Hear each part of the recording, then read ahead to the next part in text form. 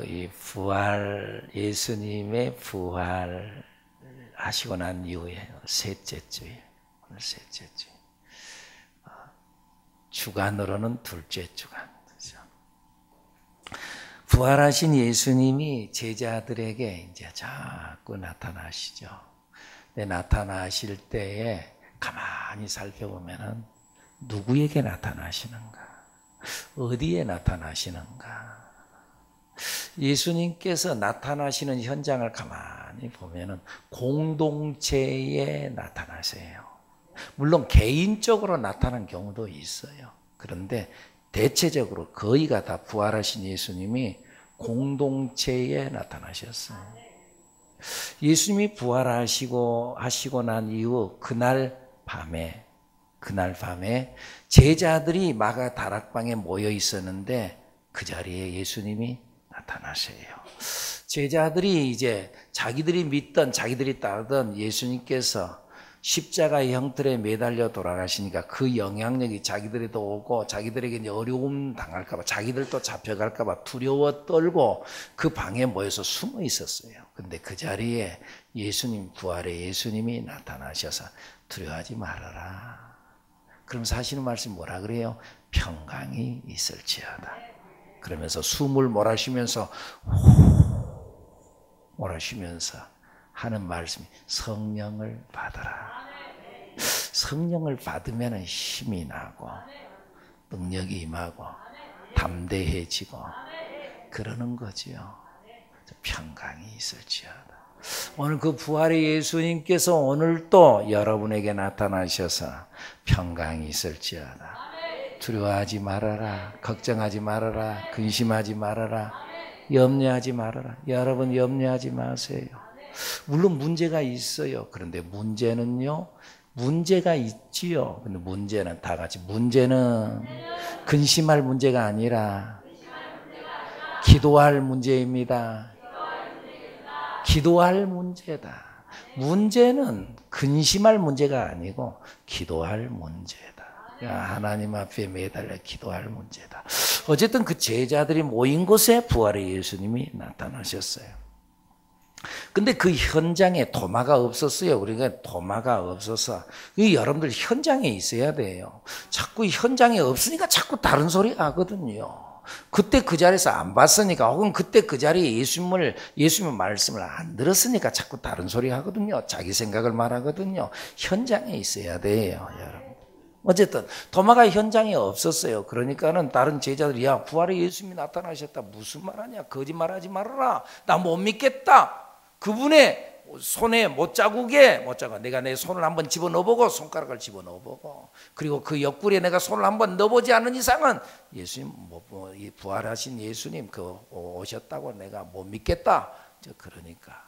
근데 예수님, 하나님은 정말 친절하셔서 일주일 후에 또 한 번 나타나시죠. 그때도 제자들이 다 모여있는 곳에, 그때는 도마까지 함께 있을 때에 나타나셔서 하시는 말씀이 뭐라고 그래요?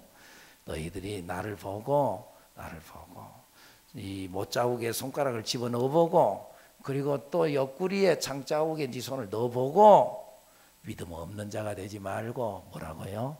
믿는 자가 되라. 여러분 믿는 자가 되기를 바랍니다. 못 믿겠어요. 어떻게 죽었던 사람이 다시 살아나요? 말도 안 돼요. 그러지 말고 믿는 자가 되세요.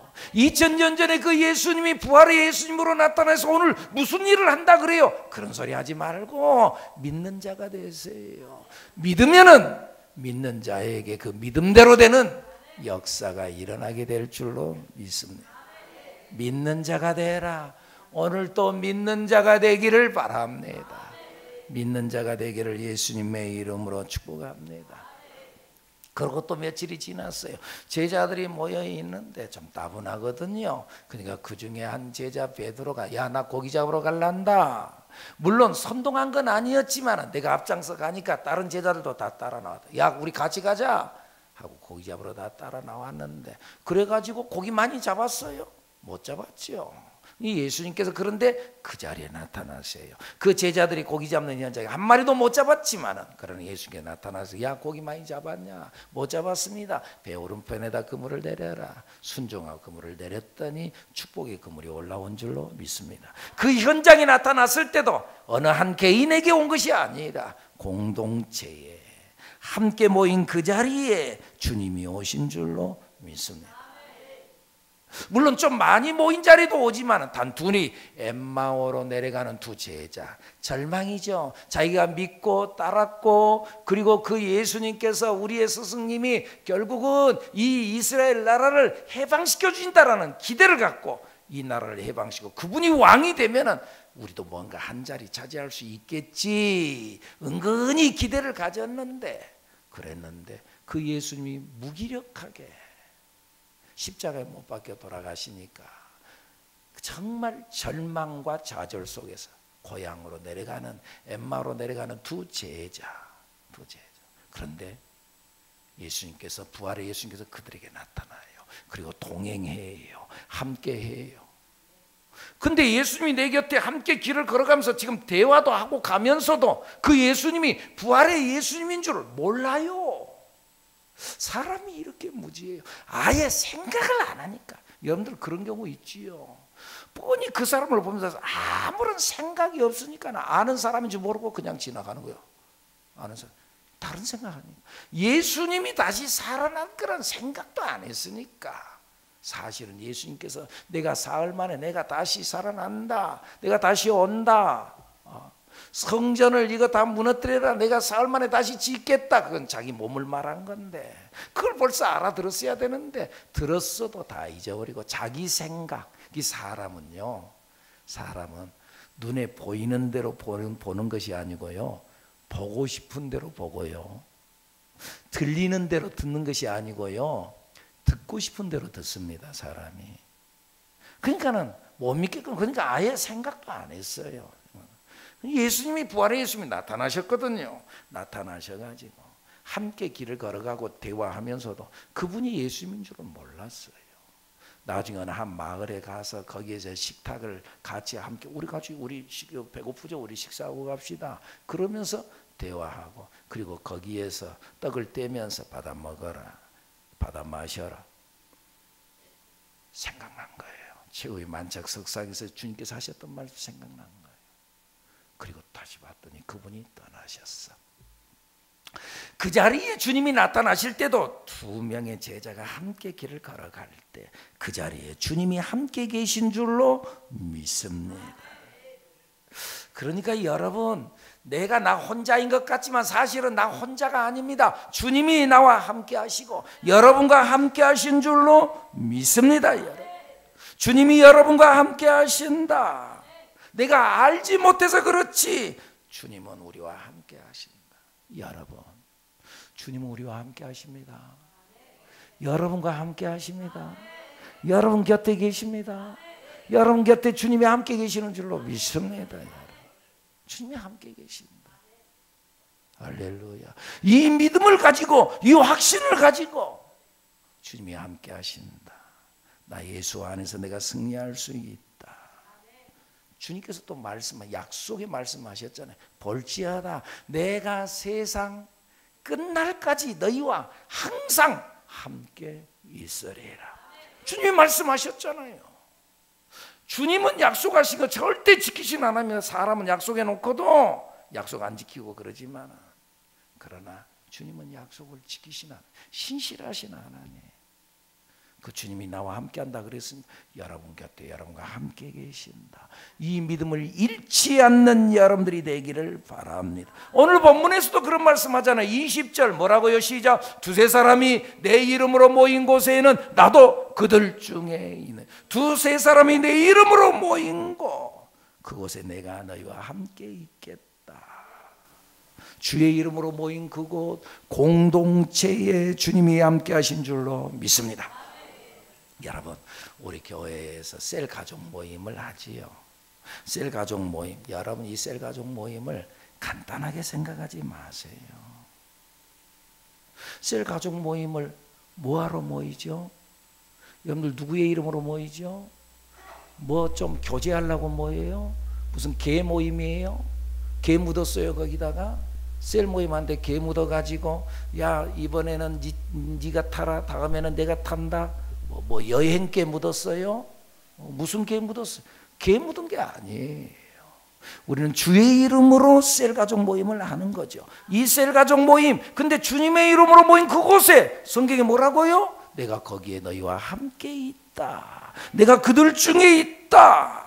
이건 하나님의 약속입니다, 여러분. 주님이 우리와 함께 하신다. 여러분 셀가족 모임에 모였어요. 그 자리에 주님이 함께 하신다. 그 의식을 꼭 갖고 주님 바라보고 주님 의지하고 주님을 찬양하고 주 안에서 교제하고 서로 간에 은혜를 나누는 귀한 시간들이 될 수 있기를 예수님의 이름으로 축복합니다. 사도행전 10장에 보면은요, 고넬료에 대한 이야기가 나와요. 고넬료가 어떤 사람이에요? 그때 당시에는 2000년 전 당시에 로마가 세계를 지배하던 시대예요. 이 로마의 군대가 지금 이제 이스라엘 나라도 지금 점령했어요. 그리고 거기에 주둔 부대가 가이사랴라고 하는 해안 도시에 거기에 주둔 부대가 딱 거기에 이제 정착해 가지고 있는 거예요. 주둔해 있어요. 근데 그 주둔 부대에 한 백부장, 지금 우리식으로 보면 중대장쯤 되나요? 이 백부장이 있는데 고넬료란 사람이 있어요. 근데 이 사람이 그러니까 이스라엘 사람이 아니죠. 유대인이 아니죠. 근데 유대인들이 믿는 하나님을 믿었어요. 하나님을 알았어요. 그냥 하나님을 안 정도가 아니라 그가 기도하는 사람이었어요. 그리고 시간을 정해놓고 하나님 앞에 기도해요. 정말 절실하게 신앙이 깊은 사람이었던가 봐요.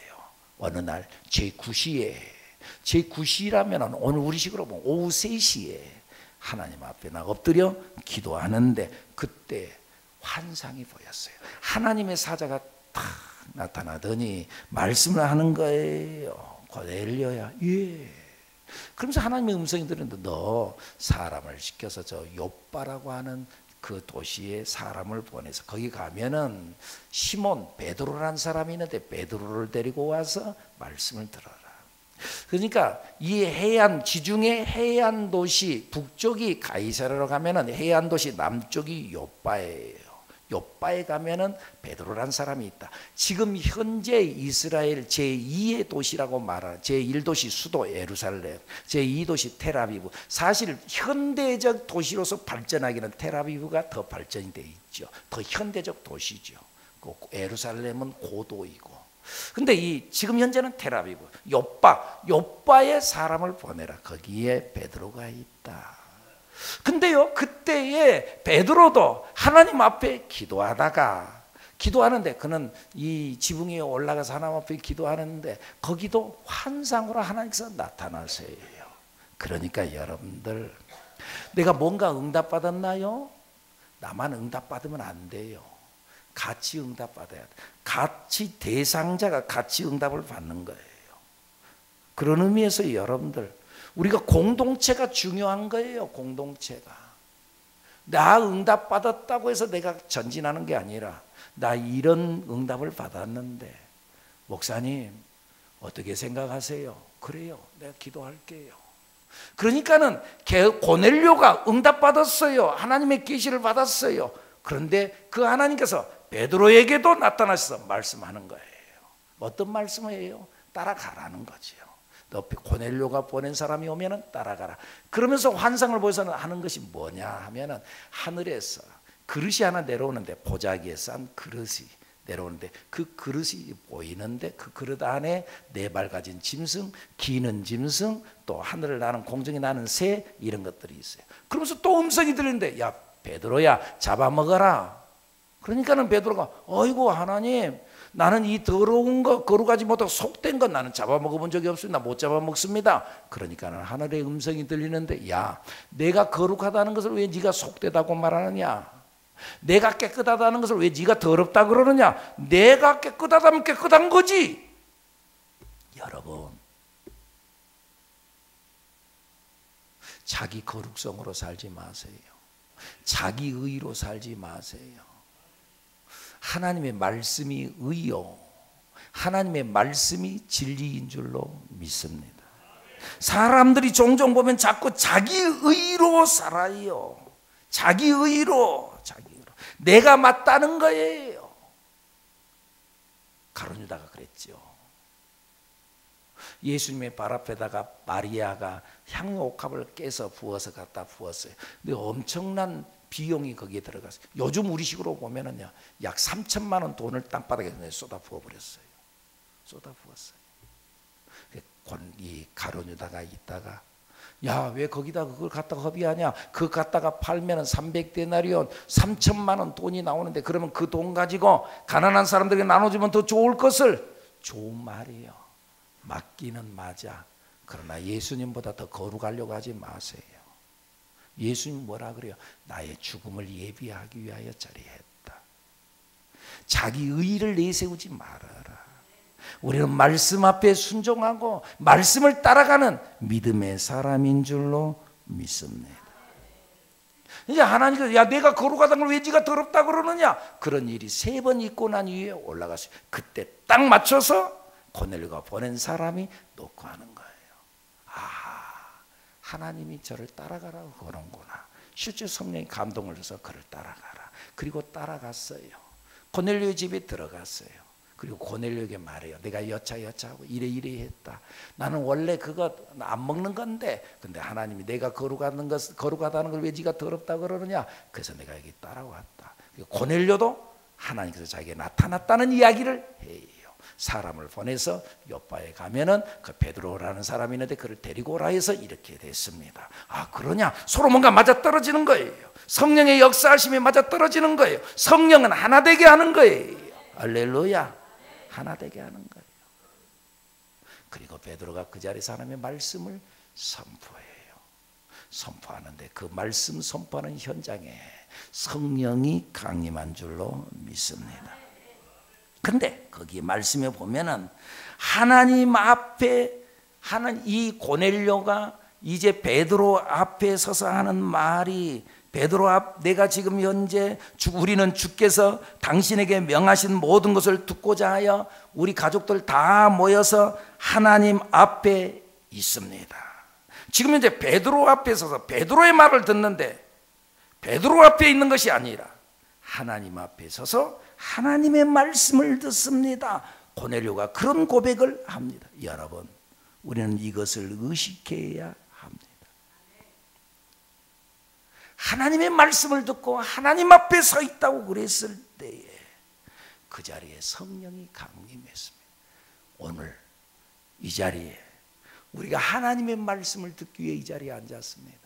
그런데요, 이 자리에 우리가 앉아 있는 것은 하나님 앞에 있는 것인 줄로 믿습니다. 하나님 앞에 앉아 있다. 하나님 앞에 서서 하나님의 말씀을 듣고 있다. 말씀을 듣다가 성령이 임했어요. 근데 어떻게 임했다고 그래요? 그들이 모였을 때 거기에 모인 모두에게 성령이 임했습니다.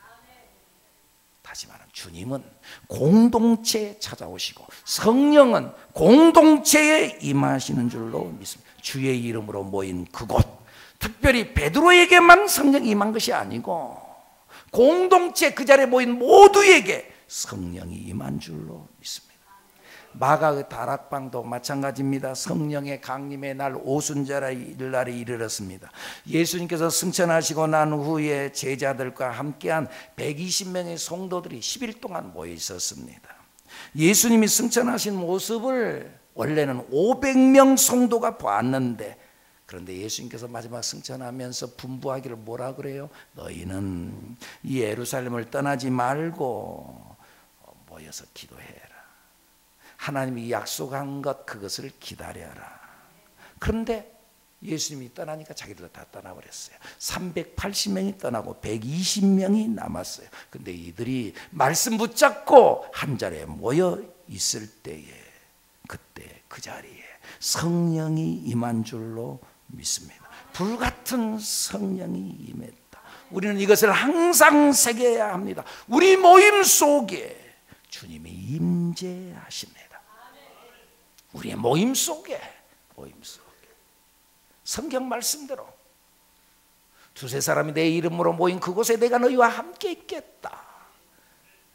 히브리서 기자를 통해서도 히브리서 10장 25절에 우리에게 하시는 말씀이 뭐예요? 그날이 가까움을 볼수록, 마지막 때가 되면 자꾸 안 모이려고 그러는데 그날이 가까움을 볼수록 모이기를 피하는 어떤 사람들의 습관과 같이 하지 말아라.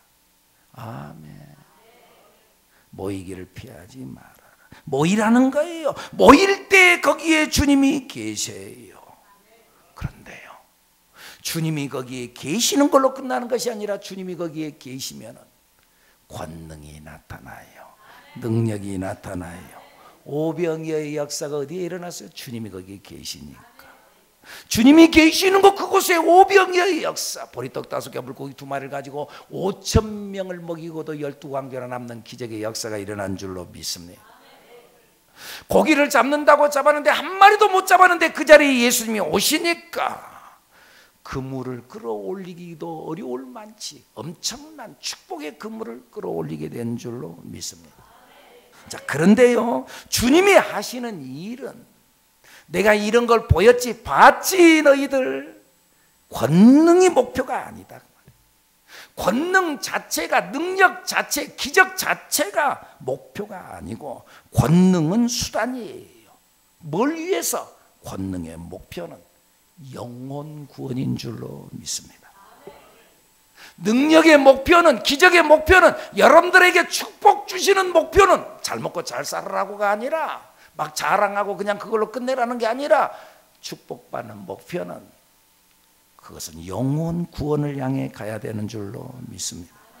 그래서 누가복음 5장에 예수님 만남으로 고기를 많이 잡죠. 그때 예수님께서 하시는 말씀이 뭐예요? 이제 후로는 내가 사람을 낚는 어부가 되라.